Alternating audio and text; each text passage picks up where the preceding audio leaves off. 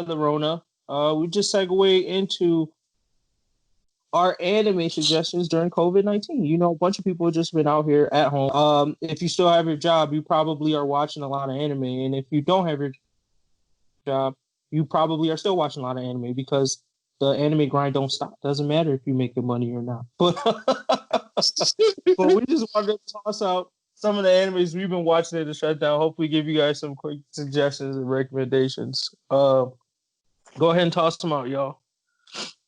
Okay, I'll just talk about Darwin's Game, as I am the official spokesperson for Darwin's Game. That's not true. This is not actually sponsored. But if it fake Darwin's Game is basically like an isekai, probably the second most popular genre behind shonen. So you already know it's halfway lit because of that. It's basically about like this app where if you like join the app, you get superpowers, and your goal is to get points by defeating other players in battle. You can kill them, you can not kill them. All types of things arise from this. Our main character is a really stratty guy. He doesn't choose to go into the game. He's kind of like forced into it. Brings out a lot of strats, forms a team. That's always fun. And the powers aren't super interesting when compared to like Black Clover and My Hero, but they're okay. They get the job done. They're interesting enough. The mystery behind the world is enough to kind of keep you going. I definitely would call it top three for COVID watching. Wow. Okay. I guess I'll toss one out there. So I had watched Phase Zero a long time ago, and it was so good that I really couldn't get through Fate Stay Night. But thanks to COVID, I was able to finally just put that shit on in the background while I was doing my taxes and get through it. So after that was done, I was actually able to get on the rest of the Fate hype train, and then started Apocrypha. Almost done with that, which was actually pretty dope. Surprisingly, I didn't think with all the flashiness and the way they kind of did the heroes with that one, it would be that interesting. But I actually like it a lot. I like the way they did the action and stuff in there. And then after that, I'll probably move on to the Isekai Fate version. I forget. And then I mean, I think there's Fate Grand Order out there too. So I'll probably finish those two next. Oh yeah, Babylon. But I think catching up on some long running series that you probably, and I'm not talking about like Naruto. I'm talking about like shit that has, I don't know, a continuing story, maybe like a JoJo's or something like that. I felt like COVID gave me the chance to finally do that. That's me. Well, I got a few that I think is pretty good that goes to 12 eps and maybe even 24. One that I'm actually in the middle of right now is Kabukicho Sherlock. It's pretty much about a Japanese Sherlock Holmes, and he's pretty much solving crimes with his Watson and I guess you could say kind of rowdy part of the city that they reside in.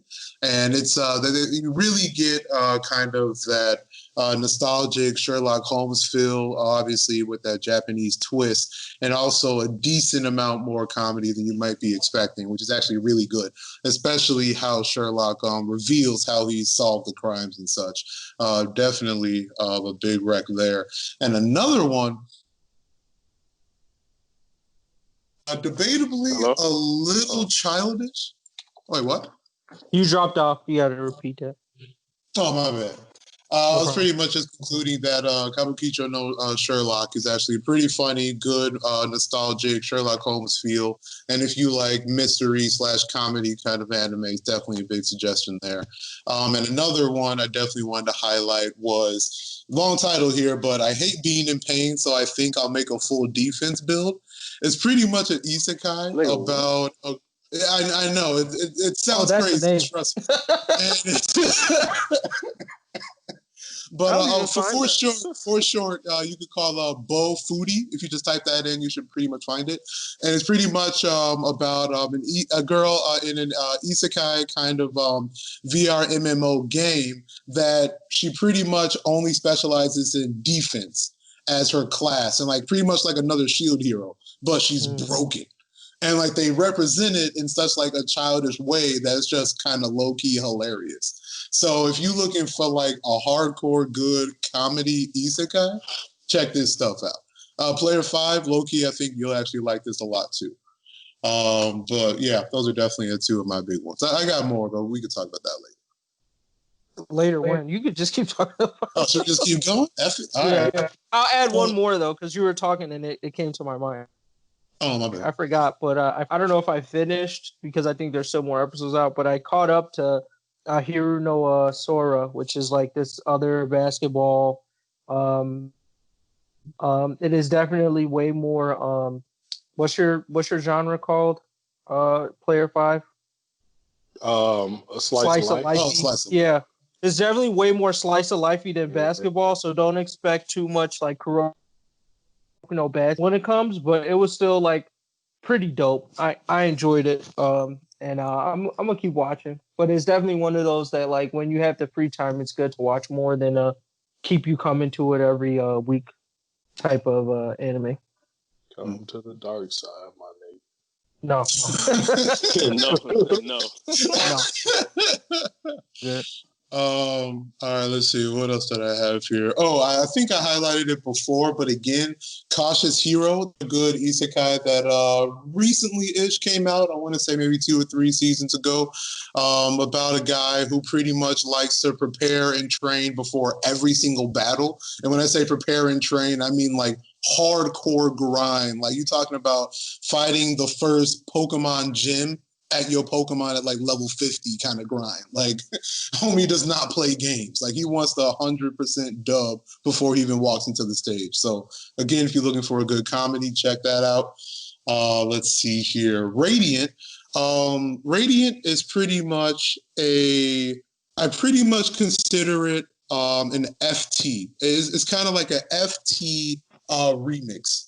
It kind of gives you a magic sense. You're like in a magic world, and the main character has a mysterious past, pretty much, and he's trying to figure that out along with his goal of destroying the world that produces these evil monsters, beasts that pretty much cause his world all this pain and strife. I got one question for you. Go ahead. On Radiant. When the fuck does it get good, bro? Because I tried Radiant in the past, and those first like I think I've gotten up to maybe like episode 10 or 6, something like that. But it's a slow. I mean, I'm not gonna lie to you. It's just a little slow. There's a couple of. I mean, that's why I pretty much said FT. That was like a hint for like 2 sides of the same coin, right? It's like an episode. You'll probably think it's all good if you were all about FT the entire way. So that was kind of like my purpose there. So long story short, if FT is one of like your top 3 anime, Radiant you'll like. However, if you were one of those people, pretty much like most of us here at the Avatar Podcast, who checked out FT, then realized, oh, what the fuck's going on? Crap, I know right? about this. Then wait a second. He's talking about Fairy Tail. Yeah, we're talking about like I'm saying like Radiant is pretty much like Fairy Tail's cousin. Long story short. So it's like if you are all about FT, you'll like Radiant, but you're only really going to enjoy Radiant if you didn't like FT for probably particular episodes. I'm just saying since I got the FT vibes with Radiant, that probably had me look at the show in a brighter light because I still remember the few times that I really did like FT. So again, if you like FT, check out Radiant. You'll probably like it. I think that's pretty much it as far as shows that have like at least 12 eps or over that I've been checking out recently. All right. Oh, dude, you got any anime you've been grinding through? No, I haven't watched any yet. I mean, I've been watching a lot of TV.